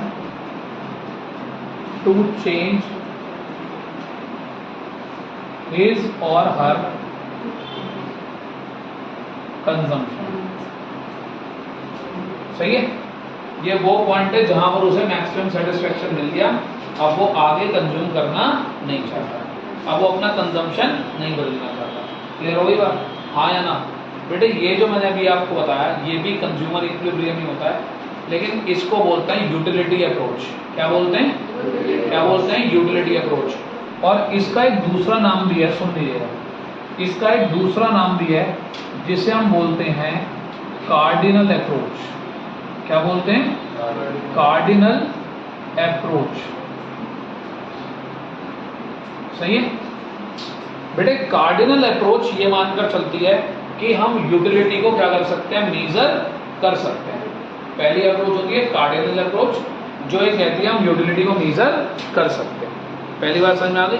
वैसे तुम मेरे को एक ईमानदारी की बात बताओ, क्या यूटिलिटी को मेजर किया जा सकता है? तुम्हें एक गिलास पानी पीकर कितना अच्छा लगा, उसे मेजर कैसे करोगे? फील किया जा सकता है, उसे एक रैंक दी जा सकती है कि भैया पहला गिलास पीकर ज़्यादा अच्छा लगा था, दूसरा गिलास पानी पीकर थोड़ा कम अच्छा लगा। Clear?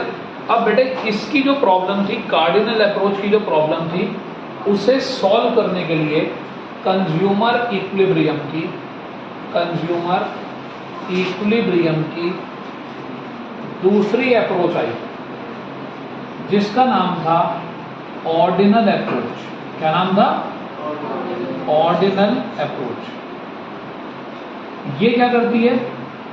Rank to the satisfaction. ये सेटिस्फैक्शन को क्या देती है? रैंक देती है। क्लियर? अब जरा आगे की बात सुनिए। अब हम पढ़ रहे हैं ऑर्डिनल अप्रोच।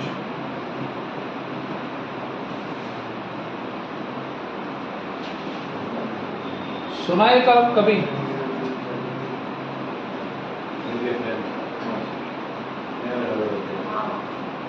तुम्हारी 11th में कोविड चल रहा था क्या?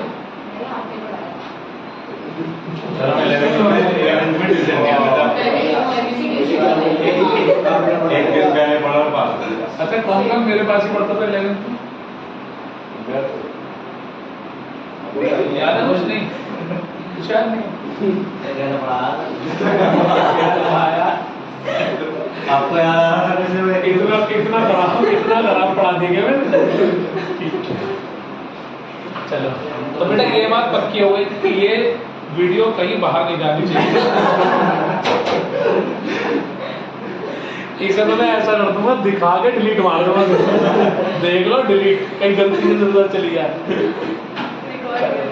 ठीक है, इंडिफरेंस कर इधर दिमाग से निकाल दो, आप यहाँ पर रिकॉर्ड करके डाल सकते हो। सोचे नहीं, और मैंने तब ना सोचा कि भाई डबल एफर्ट लगाने पड़ते हैं कि पहले जो है भाई यहाँ पढ़ाओ, फिर उसके बाद वही सेम चीज पढ़ाओ। ऐसे 12th वाले करते हैं, उन्हें पढ़ाने बैठो तो वो अपनी कोई ना कोई बीच में चुटकुला छोड़ता रहेगा, कोई कुछ ना कुछ बात करता रहेगा। एक दिन मैंने क्लास रिकॉर्ड कर ली, तो मैंने बाद में देखा कि भैया नहीं, ये मैं जो है पब्लिक यार कितना काट पीटूंगा उसमें यार, कितने क्या म्यूट कर दोगे बीच में सारी चीजें।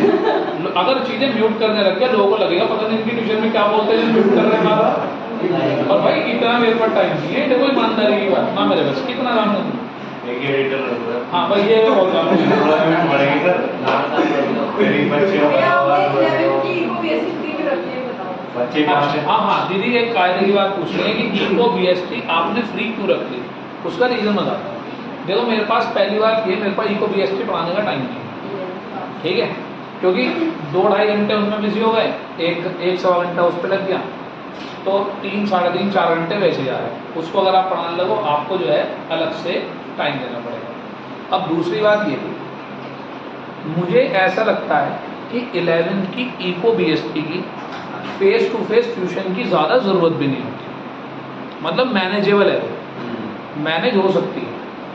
दूसरी बात, अब मैंने जैसे बच्चों से कह दिया कि भाई मैं जो है तुम्हें ऑनलाइन फ्री क्लासेस दूँ, मैंने पब्लिकली कह दिया, तो अब मेरे ऊपर एक थोड़ा सा मॉरल प्रेशर रहेगा कि मुझे उनके लिए क्लासेस बनानी है। अगर मैं ये बात पब्लिकली नहीं कहता है, बच्चों को नहीं कहता, तो मेरे ऊपर भी मॉरल प्रेशर नहीं होता। अब मेरे ऊपर मॉरल प्रेशर है कि मुझे ईमानदारी से अब क्या करना है, रोज़ क्लासेस बनानी है, थोड़ा थोड़ा टॉपिक बनाना है। अब होगा क्या, इस पूरे साल में जब मैं धीरे धीरे धीरे धीरे एक एक लेक्चर, दो दो लेक्चर जब रोज़ उसका बनाता जाऊंगा, बच्चों को देता जाऊंगा, मेरे पास तो कहीं ना कहीं वो डेटा क्रिएट ही हो रहा है, तो मुझे मेहनत तो बनाने की करनी पड़ेगी 1 साल, सही, और अगले साल से मेरा वो मज़े में यूज़ होगा, करेक्ट। तो फिर जो है वो मेरे बच्चे ऐसे ही देख लिया करेंगे, रखूँगा मैं तब भी उसको, जहाँ तक उम्मीद है प्राइवेट, तो अगले साल मेरे ऊपर रिस्पॉन्सिबिलिटी नहीं होगी। और अगर मैं सपोज करूँ उन्हें भी ये कह दूँ कि बेटे काम करो, तुम बैच में आ जाओ और मैं पढ़ाते पढ़ाते रिकॉर्ड कर लूँगा, तो तुम जानते ही हो कितनी अच्छी क्लास रिकॉर्ड होती है पढ़ाते पढ़ाते, सही है ना। हाँ, तो बस यही सोच के मैंने जो है यही करा कि बच्चे को भी मिल जाए क्लास। और देखो सीधी सीधी बात है, अगर मैं उसे इको BST नहीं प्रोवाइड कराऊंगा, चाहे फ्री में ही करा रहा हूँ, प्रोवाइड नहीं कराऊंगा, तो ऑब्वियस सी बात है वो कहीं और पढ़ने की सोचेगा, कहीं और पढ़ने की सोचेगा, तो हो सकता है इको BST कहीं और पढ़ने जाए तो अकाउंट भी वही पढ़ने लग जाए, ठीक। तो क्यों जाए मेरा बच्चा बाहर, आ रही है बात समझ में। और दूसरी बात, अब जो मैं इको का मटेरियल क्रिएट करूँगा, मान लो नेक्स्ट ईयर मैं CUET पढ़ा रहा हूँ, अब मुझे तुम्हें पढ़ाना नहीं पड़ता अगर मेरे पास पहले से डेटा क्रिएट होता, पहले से वीडियो क्लासेस अगर होती तो मैं क्या करता, पढ़ाता और उस पर्टिकुलर लेक्चर की क्लासेस आपको भेज देता। तो ये तो एक ऐसी चीज़ क्रिएट हो जाएगी जो किसी भी क्लास में काम आती है, सही है, दूर की सोचता हूँ अनन्या में, ऐसे नहीं, ठीक। इंडिफरेंस कर, और अगर मैं कमेंट नहीं करता ना तो मुझे पता मैं कितना आलसी हूँ, मैं बनाता ही नहीं। अब मैंने कमेंट कर दी तो मेरे ऊपर एक मॉरल रिस्पॉन्सिबिलिटी है।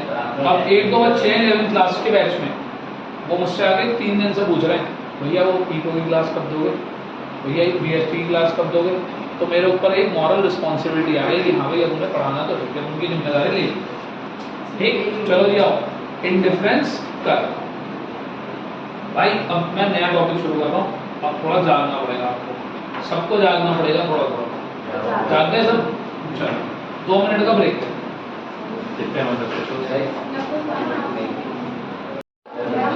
चलो बेटे जो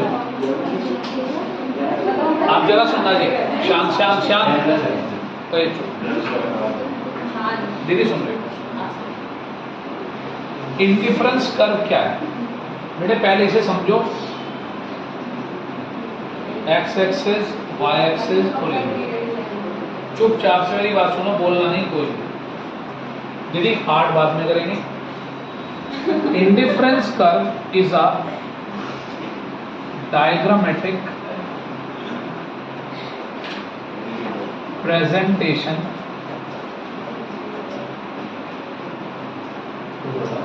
of possible combinations of 2 goods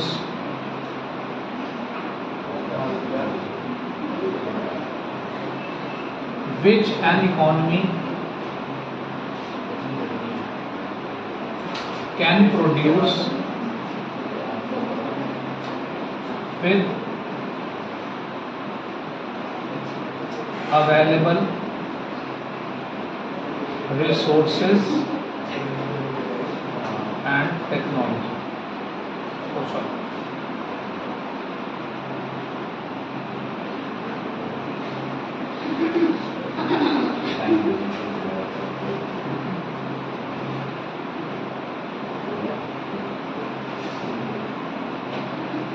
Which a consumer consumes and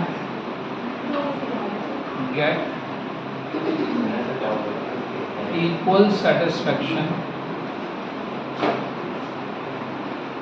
of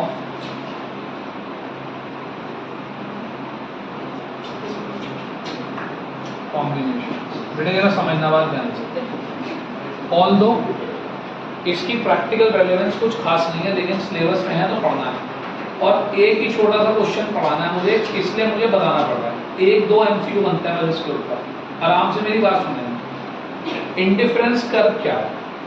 पहली बात, इस तरीके से कर्व बनता है, ठीक, एक कर्व बनता है और ये कर्व ऐसे मानो हम दो कोई भी गुड्स कंज्यूम कर रहे हैं। कितने गुड्स कंज्यूम कर रहे हैं? दो। मान लेते हैं एक है गुड्स ए और एक है गुड्स बी। क्लियर? जब हम इन्हें कंज्यूम करते हैं तो इनके अलग अलग कॉम्बिनेशन होते हैं। मान लो बेटे, यहाँ देखना जरा 2 मिनट के लिए, अगर मैं यहाँ पर एक पॉइंट लगा रहा हूँ, ए पॉइंट, तो यहाँ पर आप देखिए जो बी प्रोडक्ट है उसकी क्वांटिटी कैसी है? ज़्यादा, और ए की क्वांटिटी कैसी है? कम। सही है? अगर मैं यहाँ पर पॉइंट लगाता हूँ तो यहाँ पर आने के लिए क्या हुआ? ये देखिए, मैंने ए की क्वांटिटी, बी की क्वांटिटी क्या कर दी? कम कर दी, और ए की क्वांटिटी क्या कर दी? बढ़ा दी। चलो इस पॉइंट पर आना जरा। इस पॉइंट पर आने के लिए मैंने बी की क्वांटिटी कम कर दी और ए की क्वांटिटी बढ़ा दी। जरा इस पॉइंट पर आना।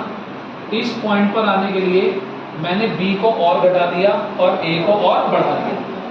इस तरीके से डिफरेंट कॉम्बिनेशंस होते हैं। सही है कि मैं एक कमोडिटी कंज्यूम कर रहा हूँ, दूसरी कमोडिटी कंज्यूम कर रहा हूँ, दोनों के अलग अलग कॉम्बिनेशन कंज्यूम कर रहा हूँ। लेकिन खास बात ये होती है कि जितने भी कॉम्बिनेशन होते हैं, हर एक कॉम्बिनेशन पर हमें इक्वल सेटिस्फैक्शन मिलता है। कैसा सेटिस्फैक्शन मिलता है? Equal satisfaction. क्या मिलता है? इक्वल सेटिस्फैक्शन मिलता है एट ऑल पॉइंट्स। दोबारा से मेरी बात ध्यान से सुन लीजिएगा। इंडिफरेंस कर्व क्या है? किसी भी दो कमोडिटीज का डायग्रामेटिक प्रेजेंटेशन जो हम कंज्यूम कर रहे हैं, और उन्हें कंज्यूम करने से हमें हर लेवल पर सेटिस्फैक्शन कैसा मिल रहा है? एक जैसा मिल रहा है। ये कहता है इंडिफरेंस कर्व। ध्यान से मेरी बात सुन लेना अच्छे तरीके से। पहला एमसीक्यू, इंडिफरेंस कर्व की शेप कैसी होती है? जरा बताना, इंडिफरेंस कर्व की शेप कैसी है? मून शेप चांद भी दिखता है तो मून शेप का कोई कर्व नहीं होता है यार, तुम भी ऐसी बातें करते हो।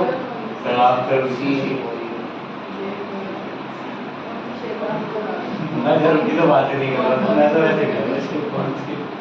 Convex to the origin. इतना दिमाग तो है। कैसा होता है? Convex to the origin. बेटे ऐसे डायग्राम को हम क्या कहते हैं? कॉन्वेक्स टू दी ओरिजिन कहते हैं। और अगर ऐसे होता, अरे चुप रहो, अगर ऐसे होता तो इसे हम कॉनकेव टू दी ओरिजिन नहीं है।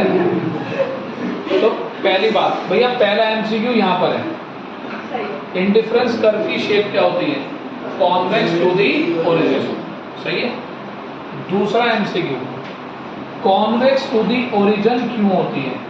लिख लो बहुत ही ध्यान से रीजन कि कॉन्वेक्स क्यों होता है। ड्यू टू डिमिनिशिंग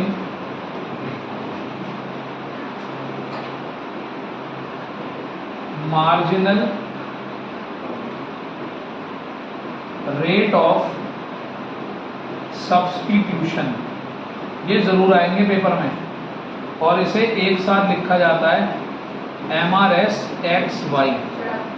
कुछ और पढ़ो मत पढ़ो, जो मैं अभी बता रहा हूं वो जरूर पढ़ लो। एक तो ये वाला पॉइंट क्या होता है? Convex to the origin. और दूसरा क्या होता है? कॉन्वेक्स टू दी ओरिजिन क्यों होता है? सही है जी। ड्यू टू डिमिनिशिंग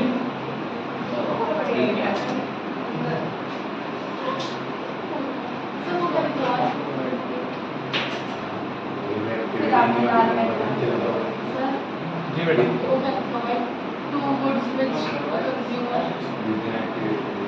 ये a consumer consumes and get equal satisfaction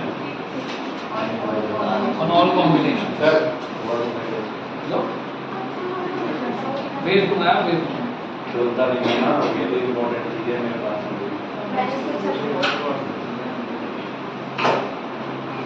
sir कल हमारे वो विवाद वगैरह जो कल पहले दिखाया था, कल नहीं जो हमारे आने से पहले उनकी को अपना दिखाया फोटो मैंने बोला ही था वो के बाद किसी का ऑफिस में फोटो लिखा है। चलो जी भैया आराम से सुन लेना, तुम्हें कोई वहाँ डायग्राम बना के नहीं दिखाना, कोई तुम्हें वहाँ मीनिंग नहीं लिख कर आना, बस इतना समझ लो इंडिफरेंस कर्व क्या होता है। ये होता है जो मैंने सामने बनाया, इसकी शेप कैसी होती है, कॉन्वेक्स टू दी ओरिजिन होती है। और कॉन्वेक्स टू दी ओरिजिन क्यों होती है, due to diminishing marginal rate of substitution. बेटे जब हम एक का कंजम्पशन बढ़ाते हैं तो दूसरे का कंजम्पशन क्या कर देते हैं, घटा देते हैं, सही है। इनके बीच का स्पेस देखो, इन पॉइंट्स के बीच का स्पेस आप देख रहे हैं, मैंने इसे ऐसे बनाया कि इनके बीच का स्पेस पहले ज़्यादा फिर कम फिर कम फिर और कम, इसी को बोलते हैं diminishing marginal rate of substitution. इस वर्ड को अच्छे से ध्यान से सुन लो, मार्जिनल रेट ऑफ सब्सटीट्यूशन कहते हैं इसको। क्लियर? पहले बताओ ये बात समझ में क्या ये इंडिफरेंस कर्व। बेटे हमारा चैप्टर क्या चल रहा है, कंज्यूमर इक्विलिब्रियम। हमें क्या निकालना है, कंज्यूमर इक्विलिब्रियम निकालना है। जरा सामने देखना भैया, कंज्यूमर इक्विलिब्रियम एक तो ऐसे निकलता है, इसे तो बोलते हैं कार्डिनल अप्रोच। क्या बोलते हैं, कार्डिनल अप्रोच। अब जरा आगे सुनिएगा, अब आपको इंडिफरेंस कर्व समझ में आ गया। जरा सामने देखिए, एक पॉइंट और आएगा भी, वो भी बहुत इंपॉर्टेंट है। अगर मैं किसी डायग्राम में एक से ज्यादा इंडिफरेंस कर्व बना दूं,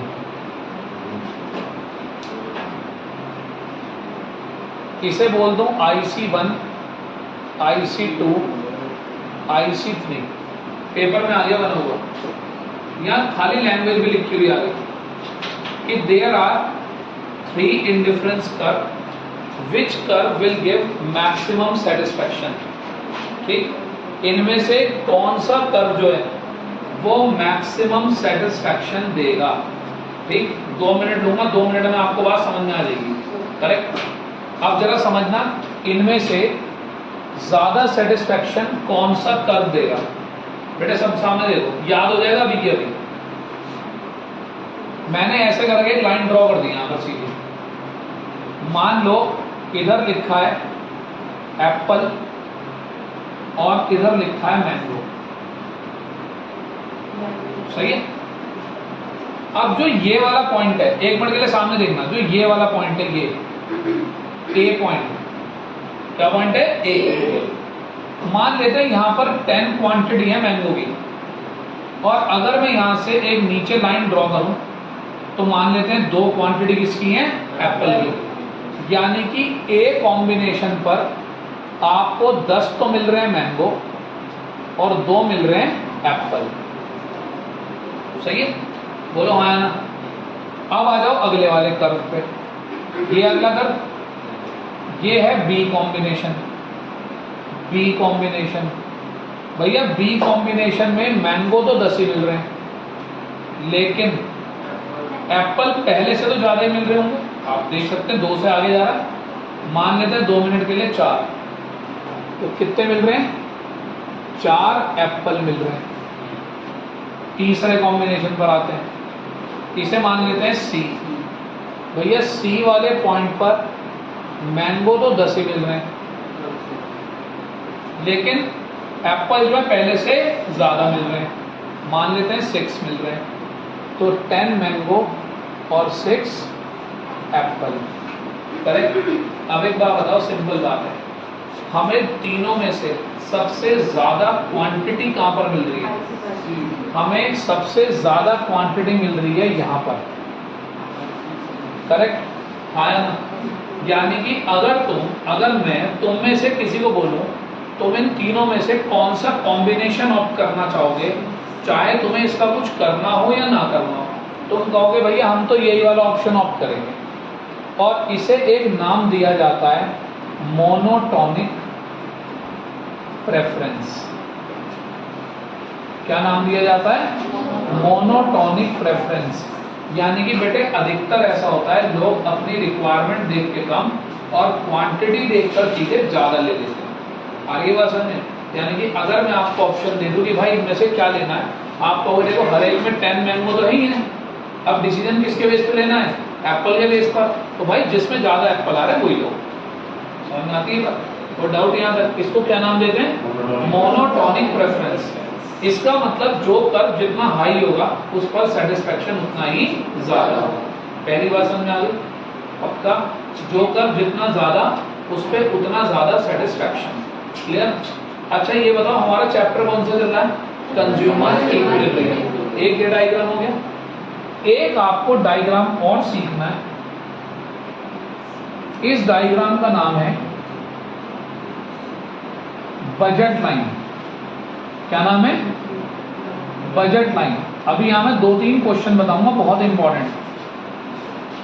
बजट लाइन क्या है, बजट तुम्हारे पास जितने भी पैसे हैं, जो भी पैसे हैं, तुमने सारे पैसे एप्पल खरीदने में और मैंगो खरीदने में खर्च कर दिए।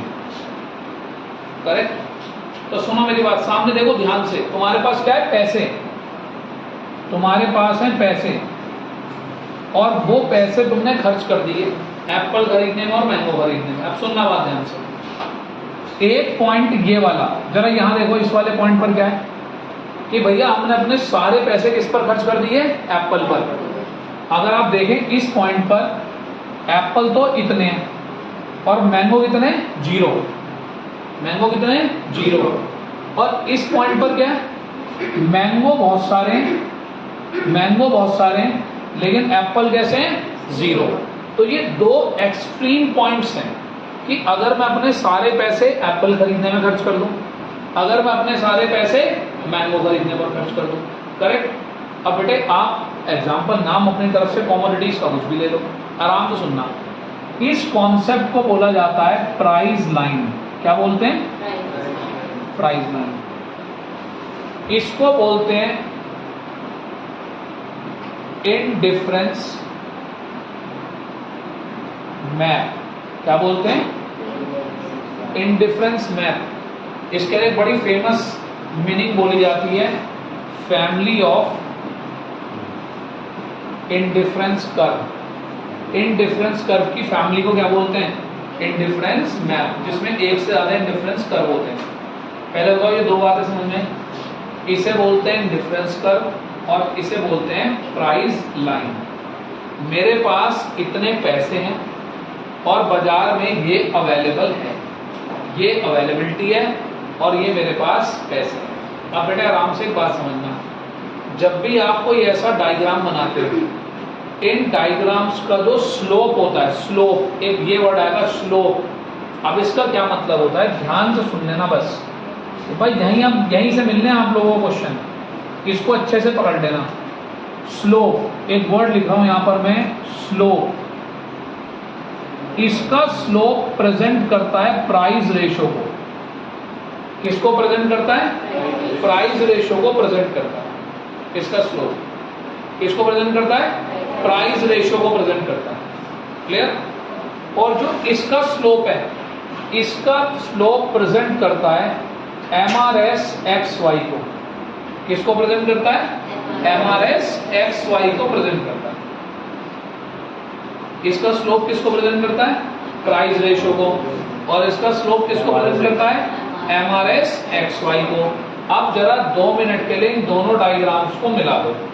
तो इन दोनों डायग्राम्स को मिलाते ही कुछ ऐसी शेप बनकर आएगी, सामने देखना बिल्कुल, कुछ ऐसी शेप बनकर आएगी। सही?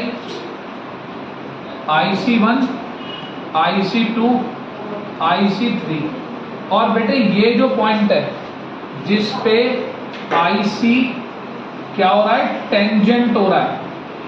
क्या हो रहा है, टेंजेंट। टेंजेंट समझते हो, ऐसे कोई चीज टच करते हुए निकल जाए, टेंजेंट। करेक्ट? टच करती हुई निकल गई। IC कर्व किसके साथ टेंजेंट हो रहा है, प्राइस लाइन के। किसके साथ, प्राइस लाइन से टेंजेंट हो रहा है। करेक्ट?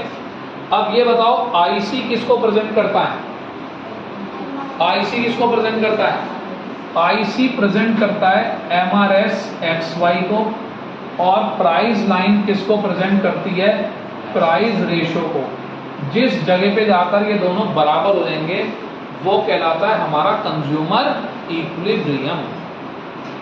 समझो दोबारा बात, एक कॉन्सेप्ट हमने सीखा इंडिफरेंस कर्व का, एक सीखा बजट लाइन का, और दोनों को आपस में क्या कर दिया, मिला दिया। बेटे इसका स्लोप किसको प्रेजेंट करता है, MRS XY को, इसका स्लोप किसको प्रेजेंट करता है, प्राइस रेशो को। तो मुझे एक बात बताओ, जिस पॉइंट पर ये दोनों आपस में मिल रहे हैं, point number E, point E, जरा E पॉइंट पे देखना, इसका स्लोप MRS XY और इसका स्लोप PX PY। तो इस वाले पॉइंट पर, इस वाले पॉइंट पर दोनों बराबर होंगे या नहीं होंगे, हाँ या ना, क्लियर है। तो इसी को बोलते हैं पॉइंट ऑफ कंज्यूमर इक्विलिब्रियम।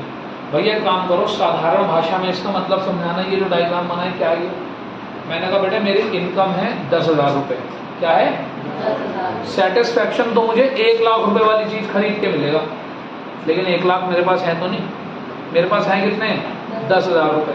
तो मुझे ये सोचना है 10,000 रुपये खर्च करके मैं मैक्सिमम टू मैक्सिमम अच्छे से अच्छा क्या खरीद सकता हूँ। जहाँ मुझे ये लगे मैंने 10,000 खर्च कर दिए और जो मैं खरीद के लाया हूँ वो मेरे पैसे वेस्ट नहीं हुए। आ रही है बात समझ में। तो कंज्यूमर को कैसा फील होगा कि जो मैंने पैसे खर्च करे वो मेरे वसूल हो गए। ये जो वसूल वाला पॉइंट है ना, इसी पॉइंट को कहते हैं कंज्यूमर इक्विलिब्रियम। क्या बोलते हैं, जब आपको ये लगे कि मेरे खर्च करे हुए पैसे वसूल हो गए तो आप कंज्यूमर इक्विलिब्रियम पे हैं।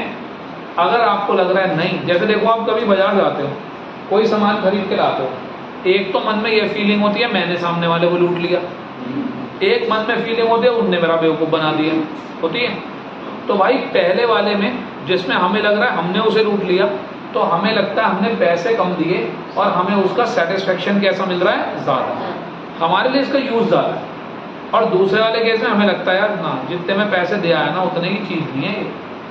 यही जो अंदर की जो तुम्हारी फीलिंग है, यही तुम्हें बता रही है कि तुम कंज्यूमर इक्विलिब्रियम पे हो या कंज्यूमर इक्विलिब्रियम पे नहीं हो। कायदे में सब बातें फील करने वाली हैं, ये किसी को पढ़ाने लिखाने समझाने वाली नहीं है।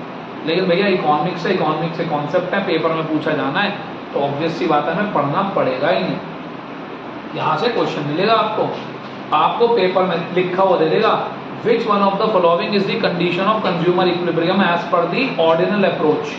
सही है। और नीचे 4 कंडीशन दे देगा। पहली लिखी होगी MRS XY greater than PX PY, MRS XY less than PX PY।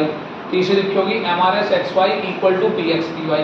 चौथी लिखी होगी नन ऑफ दी अबव। तो जब तुम्हें कॉन्सेप्ट ही नहीं पता होगा तो तुम तुक्का ही मार के आओगे और क्या करोगे। समझ में आती है बात। यही पूछ लेगा इंडिफरेंस कर्व अप्रोच का दूसरा नाम क्या है, तो दूसरा नाम है ऑर्डिनल अप्रोच। यूटिलिटी अप्रोच का दूसरा नाम क्या है, कार्डिनल अप्रोच। कौन सी अप्रोच है जिसमें हम यूटिलिटी को रैंक देते हैं, ऑर्डिनल अप्रोच में। कौन सी अप्रोच है जिसमें हम मानकर चलते हैं कि हम यूटिलिटी को मेजर कर सकते हैं, तो कार्डिनल अप्रोच में। कौन सी चीज है जिसके अंदर बॉन्ड सेटिस्फाइंग पावर होती है, उसको हम क्या बोलते हैं, यूटिलिटी बोलते हैं। यूटिलिटी को मेजर करने की यूनिट क्या है, यूटिल। यूटिलिटी को किसमें मेजर करा जाता है, यूटिल्स में। यूटिल कैसी यूनिट है, यूटिल एक एक्चुअल यूनिट है या इमेजिनरी यूनिट है, तो इमेजिनरी यूनिट है। आप समझ रहे हैं। कोई भी कॉम्पिटिटिव एग्जाम पास करना मजाक नहीं होता, पढ़ना पड़ता है, सिरदर्दी करनी पड़ती है उसके लिए, तब होकर कुछ बात बनती है वहाँ पर, तब आप थोड़ी परफेक्शन के साथ जाते हैं। वरना तुक्का मारना है तो तुक्का तो वैसे ही मार लोगे, उसमें कौन सी बात है। ठीक है जी, क्लियर हो गई बात। देखो जिस बच्चे को ये लगता हूँ मैं 40 में से 25 क्वेश्चन सही करने हैं मुझे, उसे कल से ट्यूशन आने की जरूरत नहीं है, फीस दे चुका वापस ले जाओ, कोई समस्या नहीं है। यहाँ बच्चा वही बैठे जिसे 40 में से 25 से ज़्यादा क्वेश्चन सही करने हैं। तो मेरा खेल 25 तक सही कराने का नहीं है, मेरा खेल 25 से ऊपर शुरू होता है। मेरा खेल है कि मैं आपके 25 से ज़्यादा क्वेश्चन सही करवाऊँ और कोशिश पूरी कि मैं आपके 40 के 40 सही कराऊँ। अगर ऐसी अप्रोच के साथ बैठना तो बैठना, वरना घर से आने की जरूरत नहीं है। सीधी बात है, अपना टाइम खराब कर रहे हो। और मुझे कोई इस बैच से बहुत ज़्यादा कमाने की इच्छा नहीं है, कोई करोड़पति नहीं बन जाऊँगा मैं इस बैच को कमाने से। वो तो हर बंदे के अपने टाइम की अपॉर्चुनिटी कॉस्ट होती है, वो तो वसूल करनी होती है। समझे बात। तो भैया इस बात का ध्यान रखो, अगर आपका टारगेट ये है मुझे 35 नंबर 35 क्वेश्चन से ज़्यादा सही करना है, 38 क्वेश्चन सही करना है, 37 क्वेश्चन सही करना है, तो यहाँ बैठने का फ़ायदा है। वरना मैं गारंटी दे रहा हूँ, जो बच्चे मेरे पास 12वीं क्लास में पढ़ते थे, अकाउंट्स का पेपर देने चले जाना, 25 से 28 से 30 क्वेश्चन तक तो तुम यूँ ही कर दोगे सर। यूँ ही कर दोगे सही, इतना मुझे भरोसा, समझे बात, इतना बता रखा है मैंने तुम्हें, तुम कर दोगे। लेकिन इन दिनों में अब समस्या क्या है, तुम्हारा यहाँ आने का सबसे बढ़िया फायदा क्या है? पहली बात, घर बैठ के कभी भी कॉन्टिन्यूटी नहीं आती किसी टॉपिक में।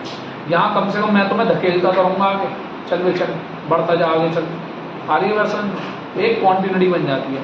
बीच में एक आध दिन छुट्टी कर लोगे, चलो कोई नहीं, कोई ना कोई मटेरियल तो आ रहा। अब तुम्हारे इतना बस की नहीं है कि तुम मटेरियल ढूंढ भी खुद लो, पढ़ भी खुद लो, वो नहीं कर पाने की तुम, क्योंकि तुम्हें 12 साल से ट्यूशन पे डिपेंड रहने की आदत है। आ रही है वर्सन में, वो इतनी आसानी से नहीं छूटेगी, वो छूटेगी नेक्स्ट ईयर जाके। जब नेक्स्ट ईयर अपने आसपास का माहौल देखोगे कि कोई भी ट्यूशन नहीं जाता, सब अपने आप ही पढ़ते हैं, तो तुम भी अपने आप ही पढ़ोगे। जब तुम्हें पढ़ाने वाले ही नहीं मिलने के, तो तुम पढ़ोगे कहाँ से? आ रही है असल में, तुम्हें क्या लगता है डीओ में एडमिशन ले लोगे, कहीं अच्छी जगह एडमिशन ले लोगे, उसके बाद तुम ट्यूशन पढ़ोगे? शर्म आएगी तुम्हें कोचिंग जाते हुए भी, साथ वाले तुम्हें देख के हंस देंगे, बस ट्यूशन जा रहा पागल है, ट्यूशन पढ़ेगा। अब तो खुद पढ़ना होता है ग्रेजुएशन में। सर मैंने मैथ्स का भी भरा हुआ है सब्जेक्ट, तो मैं नाम होगा तो क्या होगा?